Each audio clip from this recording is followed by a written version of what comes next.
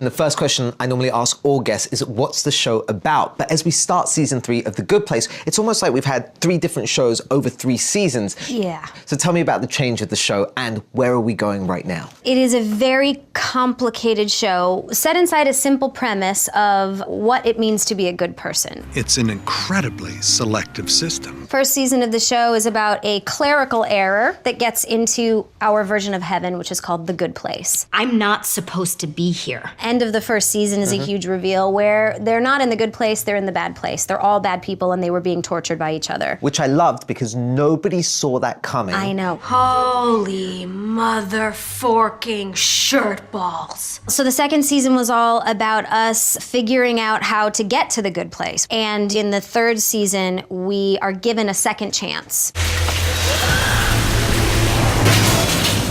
But the great thing is it's all wrapped inside a giant fart joke, so it's very easily digestible.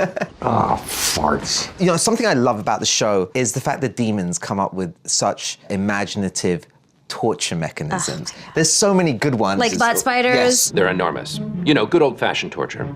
My very favorite episode was when we went to basically a museum of all terrible bad place examples. Yep. Like the first waiter who ever looked at someone with a clean plate and said, I guess you hated it. the first guy to ever take a pic. Can I say You did. I did, didn't I? Where it's like the old-timey cameras where you have the flash bulb.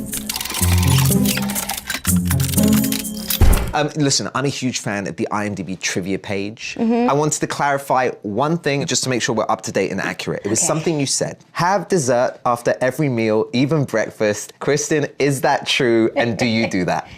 That was true before I turned 35. Recharge the old batteries. The sentiment behind it is live your best life, Right. indulge. Right. Although as I slowly realized into my 30s that I actually might have a sugar allergy, it became less enticing to... That's like hell for me. Well, it doesn't sound awesome.